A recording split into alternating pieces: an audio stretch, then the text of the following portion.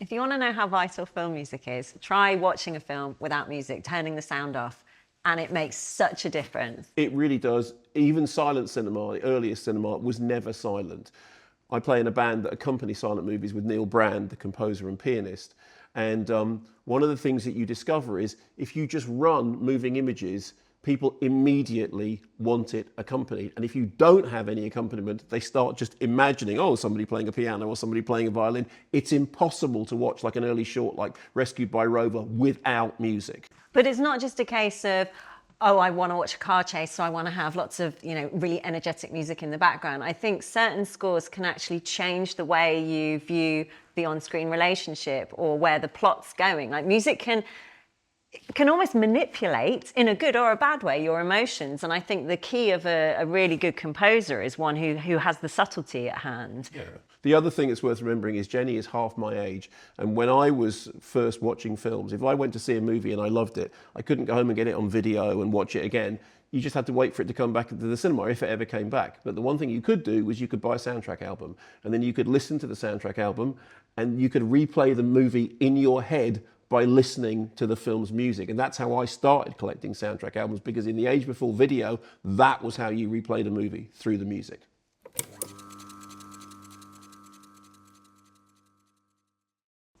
I think the music from Past Lives actually changed how I viewed the dynamic between the three central characters. Oh, wow, yeah. Just because it didn't, it's a beautiful score, but it's quite a restrained score, and it's not telling the audience to root for a specific character. That's how I interpreted it anyway. Yeah. The thing that leaps to mind for me, and this is a pop music answer as opposed to a composer answer, everybody knows Reservoir Dogs from the scene in which a policeman gets his ear cut off to the sound of Stuck in the Middle with You by Steelers Wheel. And the really interesting thing about that is it's the juxtaposition of the horrific thing happening on screen, which of course you don't actually see because the camera looks away at the last moment, and the fact that there's this upbeat, poppy 1970s hit. And the thing that's really smart is it changes both things. It changes the scene because it makes it horribly funny, even though it's not funny, and it changes the record because you can never hear Steelers Wheel again without thinking somebody's getting their ear cut off.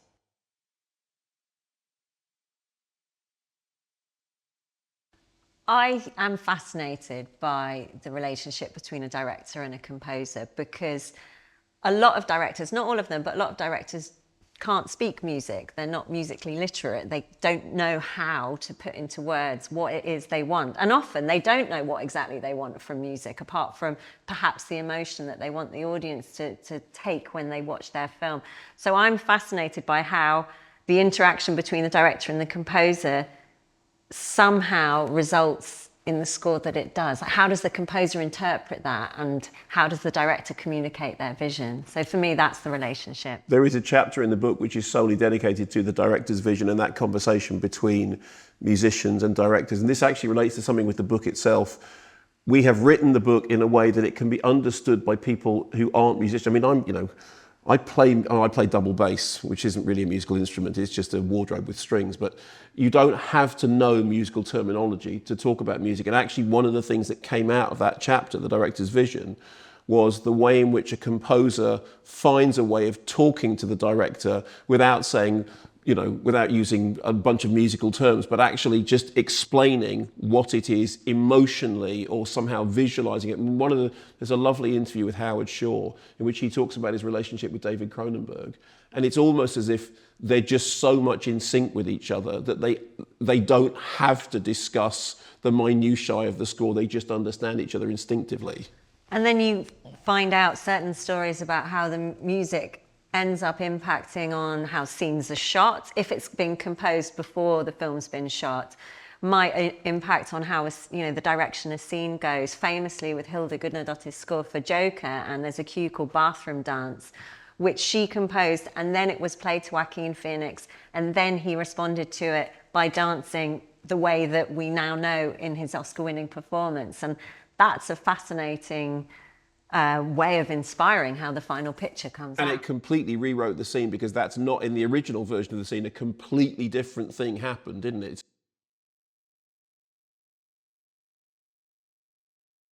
music in horror movies is quite often front and center. I mean, people think about the Psycho shower scene, which famously was not meant to have music until Hitchcock had cut it. And he went, I think there's something missing. And Bernard Herrmann said, well, as it happens, I have this here.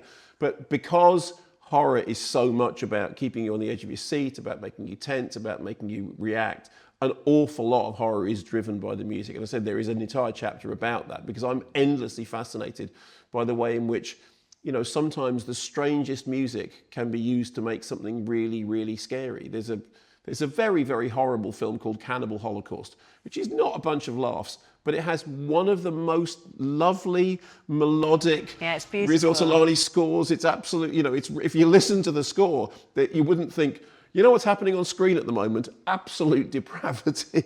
But that's the thing, it's when you're watching something and hearing something totally different. Like there's also, you weave in, there are various examples of classic horror films that all use children's singing or like lullaby style tunes.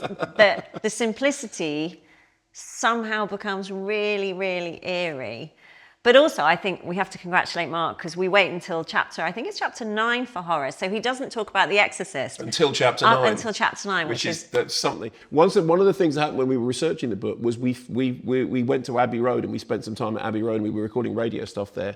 And we found that Abbey Road had in its archive the original tape recording of Mia Farrow singing the lullaby from Rosemary's Baby, the score for which was not recorded at Abbey Road, but her vocals appear to have been recorded there. And that's creepy. Yeah, really, really. La, la, la, la.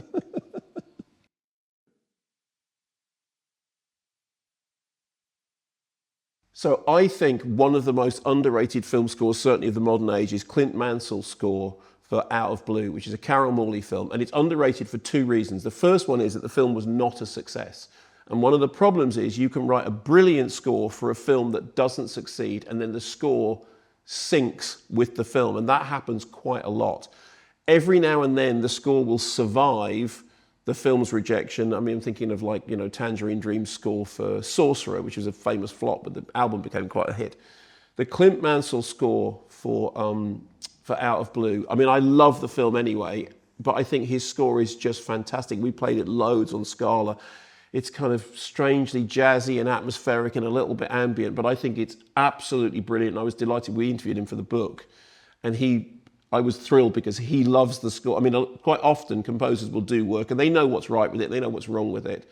But I think he loved working on that score as much as I love listening to it. So I think that's one of the most underrated scores, certainly of the modern age.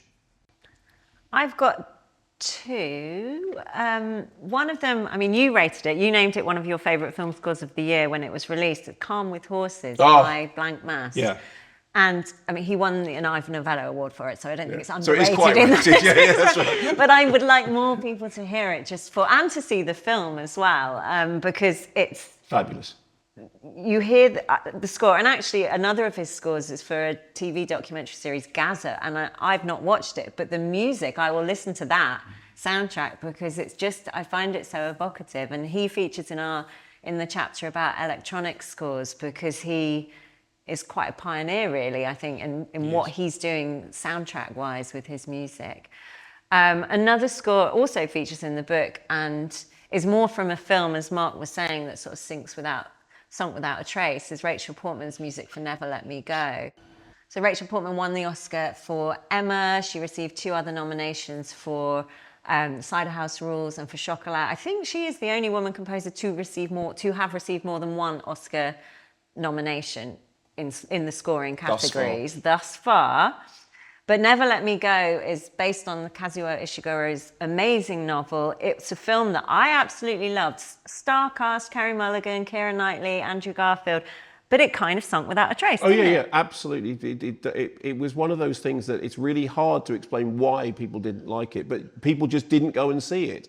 And then again, when we first met, we discovered we have this shared love of that score. And we played it all the time on the radio show. And actually anyone who heard the music loved it. And the really interesting thing is that score has now become quite recognizable. And I bet you that most of the people that love that score haven't seen the film. Because if they had, it would have been a hit.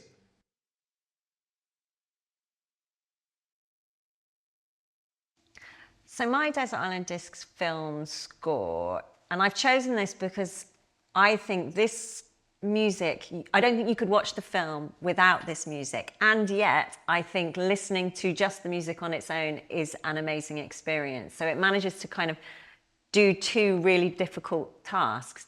Is Vangelis's music for Blade Runner. It's within the first couple of seconds, you are transported to a futuristic Los Angeles. But then listening to it on its own, and especially the Tears in Rain track, I love it. I think it's nostalgic, it's wistful, it transports you. I think there's a real sort of sadness to a lot of it. And just knowing that it's one man's vision, using a lot of different synth equipment, but he would compose by just watching the film, the footage, and kind of letting the music flow through him, which I think is really, really amazing. So I have two suggestions. One of them would be cheating, which would say Max Richter's Sleep. Now, I know it's a piece of music, and then there was a film documentary about it, so it doesn't count as a score, but it's fantastic, and it's a piece of music which mirrors the cycles of sleep, and you're meant to listen to it whilst sleeping, and it is just an extraordinary ambient experience. But the thing that I would say is my Desert Island Disc film score, and it's very recent, would be Eiko Ishibashi's score for Drive My Car.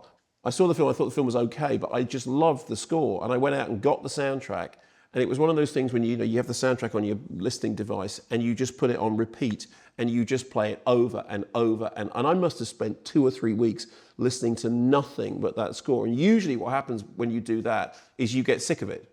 You get sick of it to the point that you can't listen to it anymore. But I have never reached that point with the score for Drive My Car, and it drives me nuts that of all the things that get celebrated about that film, which I think actually now is a great film, although I think it takes a few viewings to really get it, the score was the thing that drew me in. And if it wasn't for that score, I think the film would just fall apart.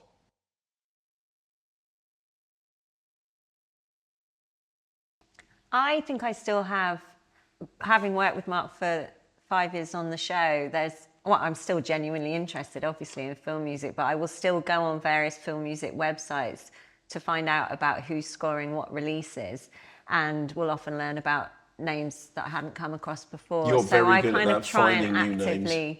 keep on top of. But to answer your question, I will going to sleep, cooking, reading. I like to make myself playlists and kind of give myself a nice recent releases playlist that I can then listen to when I'm going about my life. Yeah, I listen to film scores all the time, just walking around, because I have a big pair of headphones, which is a very good way of shutting the world out. But if I've got a pair of headphones and I'm walking, around Soho or wherever, I just put on film scores, and I have to do it on the headphones because obviously I live with my wife and occasionally my kids, and if they just hit, are you playing that score again? Can you just turn it off? But it's because it's walking around a city listening to a film score makes your life cinematic. It just does. And the best thing ever, go to Venice and listen to Pino Donaggio's score to Don't Look Now whilst you're walking around Venice. I interviewed Pino Donaggio, and that's some of that in the book. Pino Donaggio's score for Don't Look Now whilst walking around Venice is one of the most genuinely sublime experiences, because it's like you are really, really in that film. Do you ever listen to film scores and think, if I ever was a wrestler, I want this as my coming on screen? Because I do. I've never thought if I ever was a wrestler. Because I do with Ecstasy of Gold, Ennio Morricone. Okay, yeah. I just feel like there's this triumph. But I've never considered being a wrestler, but it's just like walk-on music. Yeah. That's no, walk-on music, yes. This is the wrestling thing which threw me a little bit.